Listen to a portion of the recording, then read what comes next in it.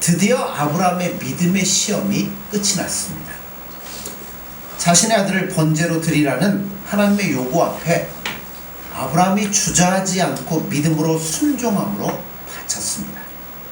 그래서 하나님이 원하시는 믿음의 테스트가 드디어 끝이 났습니다.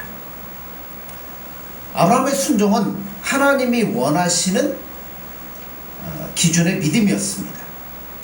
여러분, 순종보다 더 확실한 믿음이 없고 순종보다 더 큰 믿음도 없는 것 같습니다.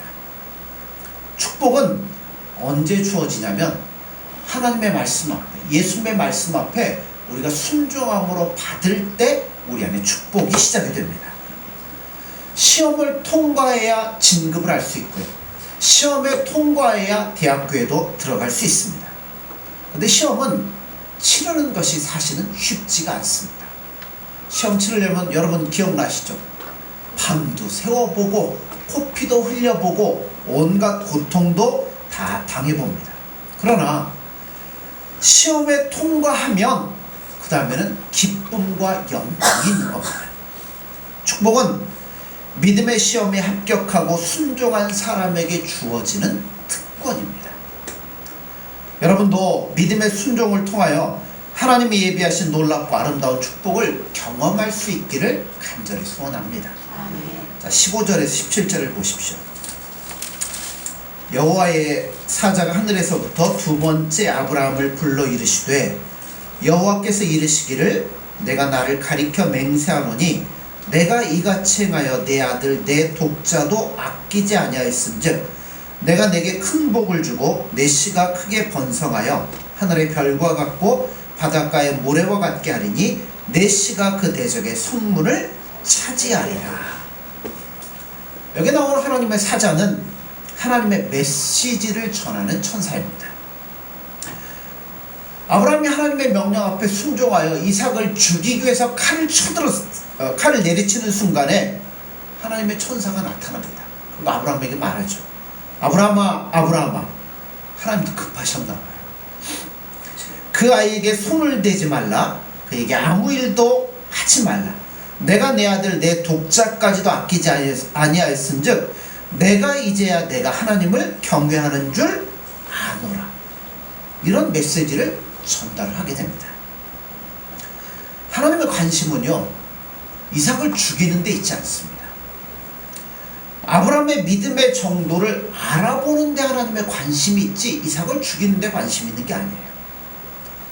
여러분의 주머니에 있는 돈에 관심이 있는 게 아니라 여러분의 믿음에 하나님은 관심이 있는 겁니다. 여러분의 믿음을 그래서 수시로 하나님은 뭐 하셔요? 달아보시는 거예요. 뭐 하시려고요?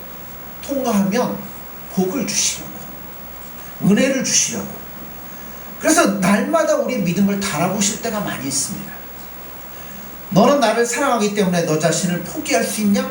자식이라도 포기할 수 있느냐? 라고 달아보시는 거예요. 그리고 하나님은 또 이렇게 말씀합니다. 내가 내 믿음을 보았다. 내가 내 믿음을 보았으므로 어린 양을 준비했다. 그 어린 양이 누구예요? 예수님이라는 거죠. 그러니까 우리가 하나님 앞에 온전히 우리 마음을 다해 순종할 때 하나님은 우리를 위하여 누구를 주시는 거예요? 예수님을 준비하셨다 우리 안에 주시는 겁니다. 두 번째 15절을 보면 이 여호와의 사자가 두 번째 아브라함을 불러라고 말씀하고 있습니다. 이 천사가 나타난 이유는 뭐 하려고 나타났냐면 아브라함에게 이제는 축복을 해주기 위해서 나타났습니다. 하나님은 순종하는 자에게 복과 은혜를 주시는 겁니다. 약속을 신뢰하는 자에게 은혜를 베푸시는 분이 하나님이십니다. 16절과 17절에서 우리가 몇 가지를 배울 수 있는데요. 첫째는 천사가 하나님의 메시지를 전달할 때 내가 나를 가리켜 맹세하겠다라고 표현을 하십니다. 하나님은요, 반드시 그 약속을 지키시는 분이십니다. 하나님은 말씀하신 바를 바꾸는 분이 아니십니다. 반면에 사람은 어때요? 쉽게 바꿔지는 게 사람의 모습입니다. 사람은 자신이 한 말을 지키지 못해요. 지키고는 싶어해요. 그런데 뭐 때문에요? 환경과 여건과 모든 것에 쉽게 넘어질 때가 많습니다. 왜냐하면 우리는 유한한 존재고 불완전한 존재이기 때문이라는 겁니다. 그러나 하나님은 반드시 하신 약속은 지키시는 분입니다. 왜냐하면 그분이 하나님이시기 때문입니다. 하나님은 내가 보증하겠다 말씀합니다. 그러니까 하나님보다 높은 분이 없잖아요. 그러니까 하나님이 자신의 이름을 걸고 내가 너에게 약속은 반드시 이루겠다 보증을 하시는 겁니다. 그러므로 여러분 하나님의 약속, 예수님의 약속은 여러분 반드시 믿으십시오. 하나님의 약속은 몇 천년이 지나도 반드시 이루어집니다. 왜냐하면 자신의 이름을 걸고 맹세하셨기 때문이라는 겁니다. 히브리서 기자는 6장에서 히브리서 6장에 이렇게 말씀을 합니다. 하나님이 아브라함에게 약속하실 때 가리켜 맹세할 자가 자기보다 더 큰 이가 없으므로 자기를 가리켜 맹세해 이르시되 내가 반드시 너에게 복주고 복주며 너를 번성하게 하고 번성하게 하리라 하셨더니 라고 말씀합니다. 이 말씀은 아브라함에게만 주는 말씀은 아닙니다. 오늘 우리들에게도 동일하게 주시는 하나님의 약속입니다. 하나님이 아브라함에게 약속을 합니다. 어떻게 약속해요? 내가 너를 복주고 복주며 번성케 하고 번성케 하겠다. 이 약속은 내 이름을 걸고 반드시 이루어 주겠다라고 말씀합니다. 놀라운 이야기죠. 오늘 17절에도 같은 이야기가 나옵니다. 첫째는 내게 복을 주겠는데 뭘 하시겠다고요? 내 자녀를 번성하게 하겠다 말씀합니다. 하나님이 주시는 복은요, 아브라함에게만 해당되는 게 아닙니다. 아브라함의 자녀의 자녀에게까지 동일하게 주어지는 은혜입니다. 그 자녀의 자녀까지 하늘의 별과 바다의 모래처럼 번성하게 해주신다고 합니다. 근데 이 약속은 사실 처음 하는 건 아니에요. 언제가 처음이었죠? 갈대아 우르를 떠날 때 하나님의 사자가 말씀하죠. 하나님 말씀하죠. 너는 본토 친척 아비의 집을 떠나 내가 내게 지시한 땅으로 가면 내가 너로 큰 민족을 이루게 하겠고 이름을 창대케 하고 가는 곳마다 복의 근원이 되게 해주겠다고 약속을 했어요. 자, 약속을 믿고 철석까지 믿고 떠났어요. 10년이 지났는데 이루어진 게 아무것도 없습니다. 그러니까 아브라함이 어떻게 해요? 믿음이 살살 흔들리기 시작합니다. 흔들리고 있자 누가 다시 오셔요? 하나님이 다시 나타나십니다. 그리고 또 말씀하죠. 놀라지 말라, 두려워 말라, 나는 너의 큰 상급이라 말씀합니다. 그 다음에는 이제 아브라함이 흔들리니까 실물 교육을 해야 될 거 아니에요. 밖으로 끌고 나가십니다. 그리고 뭘 보게 해요? 하늘의 별을 보라고 합니다. 내가 이 하늘의 별을 셀 수 있을진데 내 자손도 세리라. 그래도 여전히 뭐는 없어요? 아이는 없습니다. 100세가 될 무렵에 하나님이 또 한 번 나타나셔서 격려하며 위로합니다. 이때도 뭐라고 말씀하시냐면 두려워 말라, 놀라지 말라, 나는 내 하나님이라. 내가 약속을 반드시 이룰 것이다. 그 말씀하신 후에 누가 태어나요? 이삭이 태어났습니다. 이삭이 태어났고 그렇게 귀하게 얻은 아들을 지난주에 봤던 것처럼 하나님이 번제의 제물로 달라고 말씀합니다. 죽을 뻔했어요. 그런데 하나님이 다시 살려줍니다. 그리고 이제 마지막으로 하나님이 또다시 말씀하는 거예요. 이제 내 씨가 바다의 모래알처럼 하늘의 별처럼 많을 것이다.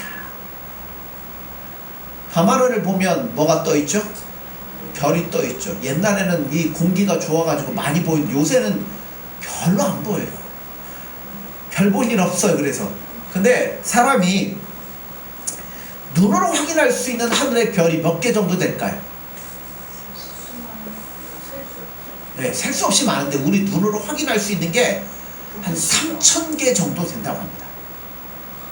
정말 그 남극 같은데, 이 아프리카 같은데 가고 공이없는 데서 보면 막 어마어마하잖아요. 수가 있고 많잖아요.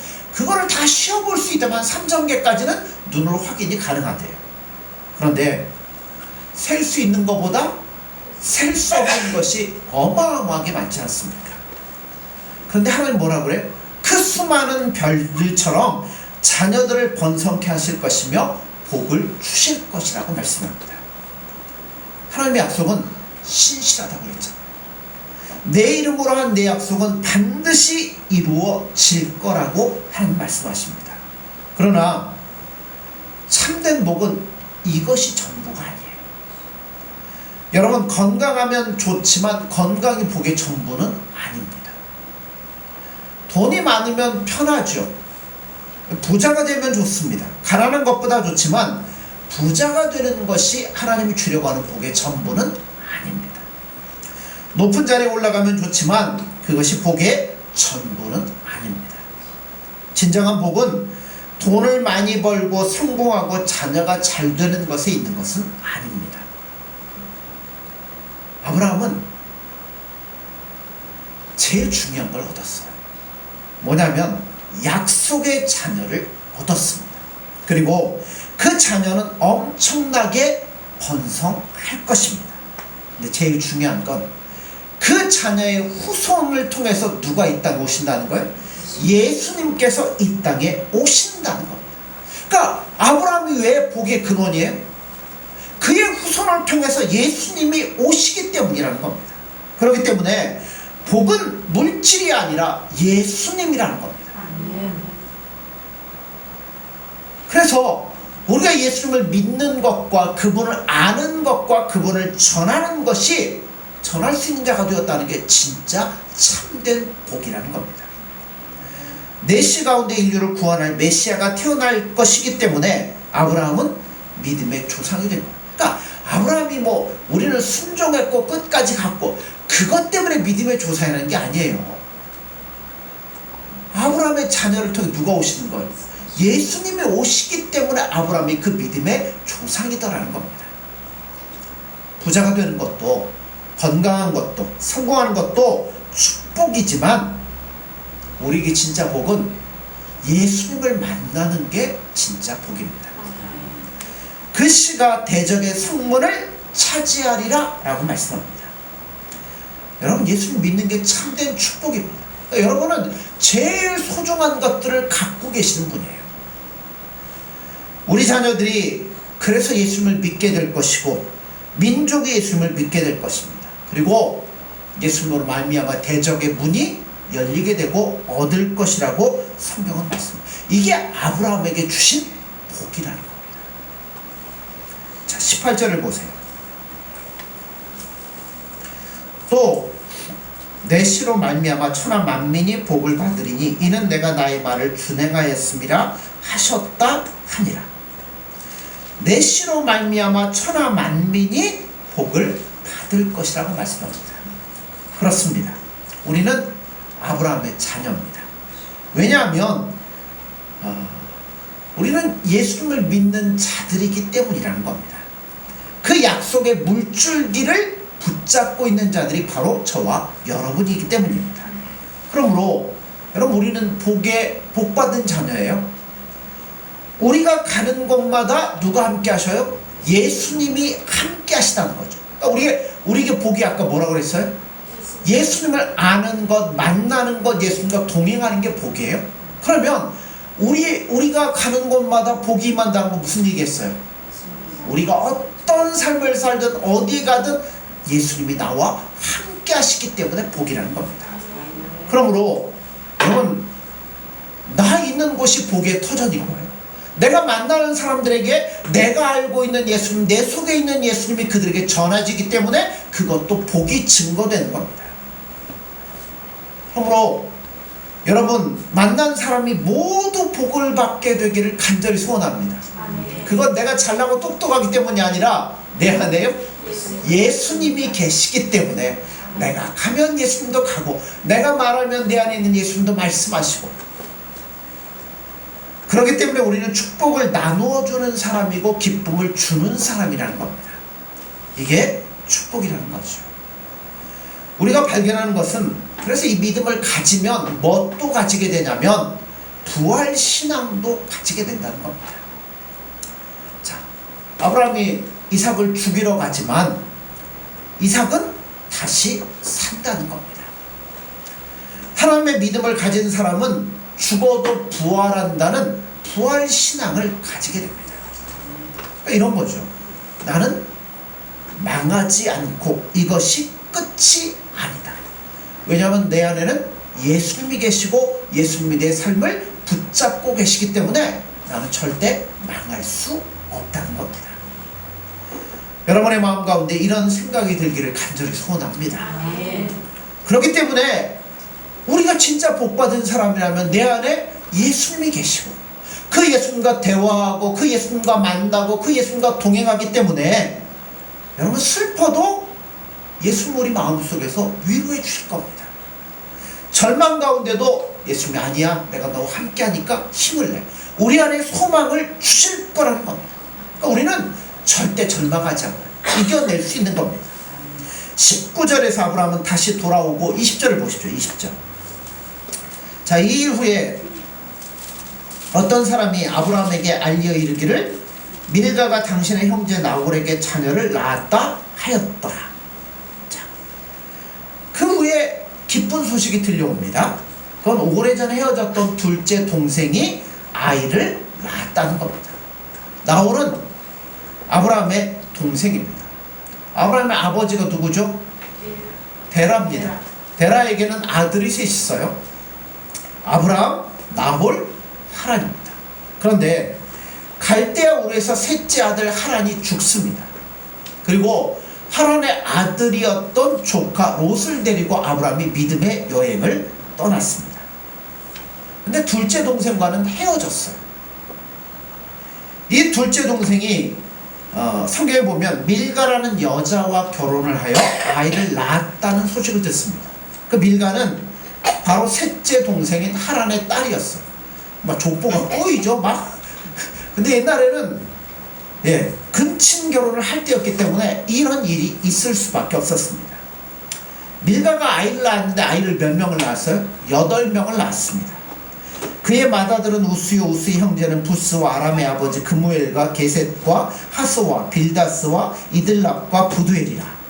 자, 나홀이 밀가와 결혼해서 아들 8을 낳았는데 이 사람 별로 중요한 사람도 아닌데 왜 성경에 기록되어 있을까요?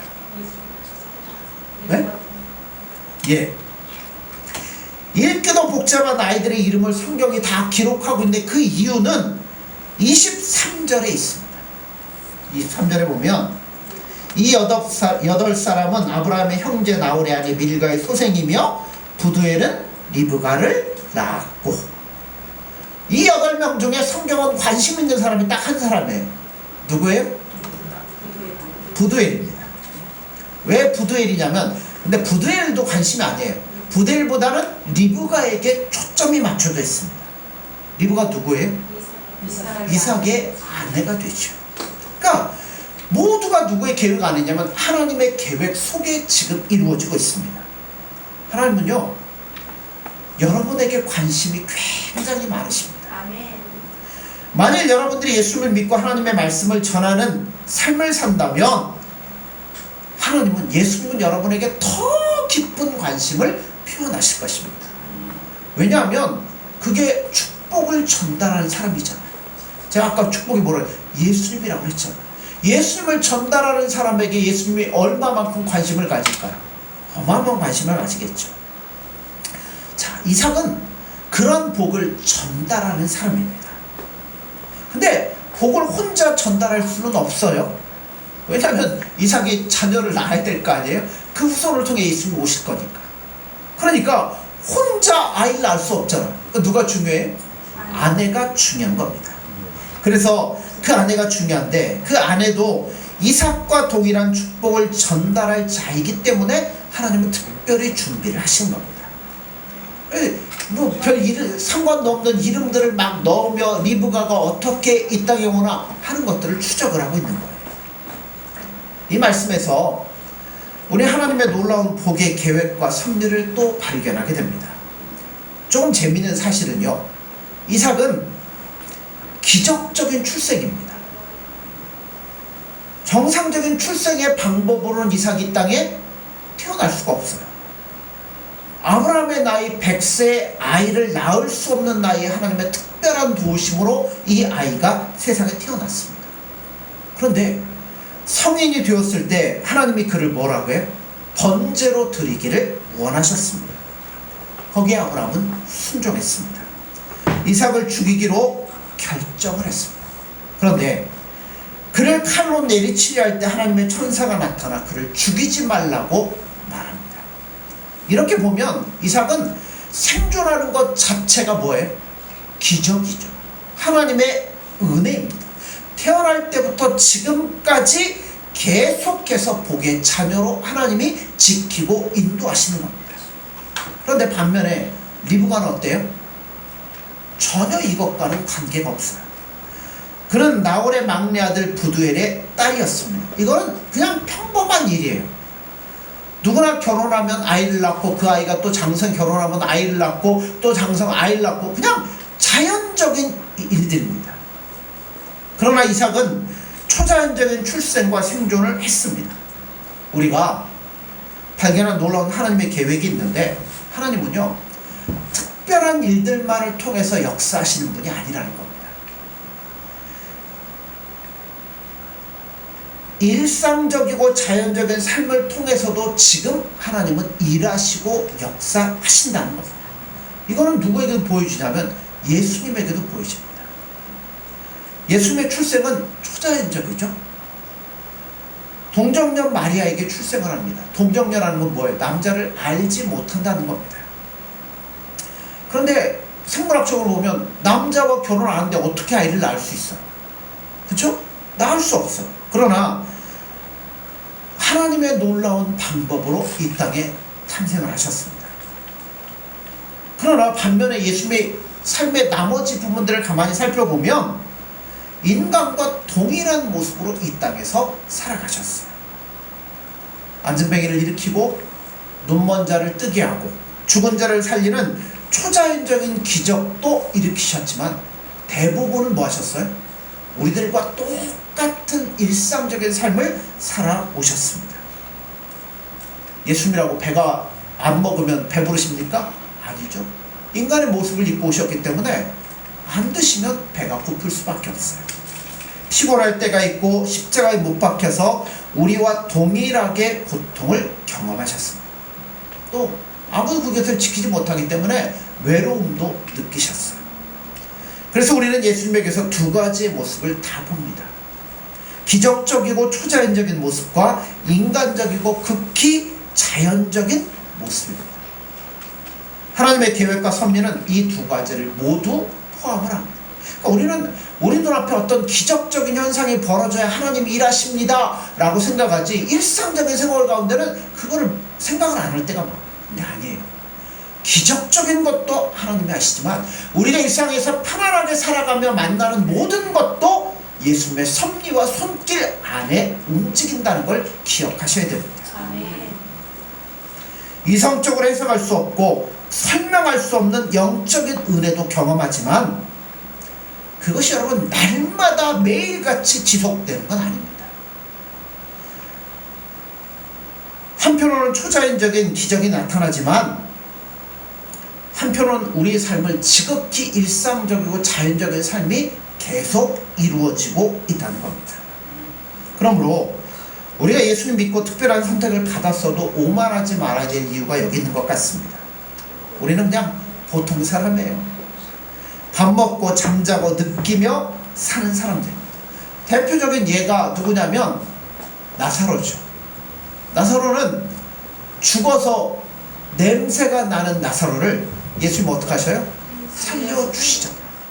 그렇으면 이제 죽으면 살아났어요. 그럼 어떻게 해야 돼요? 천년 만년 영원히 사나요? 아니죠.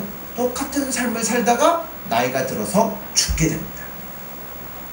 하나님의 계획은 두 가지를 다 가지고 있다는 거예요. 그러니까 내가 힘들 때 어려울 때 예수님이 나타나서 뭔가를 특별히 해줘야만 이게 예수님이 나와 함께하는 게 아니라 일상적인 삶 가운데서 아무것도 안 보이는 것 같아도 예수님 뭐 하신다고요? 내 삶을 붙잡고 운전하시며 이끌어가고 계시다는 겁니다. 그러니까 한편에는 이삭과 같은 삶을 보여주신가 하면 한쪽에서는 리브가와 같은 삶을 하나님이 동시에 보여주시면서 내가 다 끌고 가신다고 말씀하는 거예요.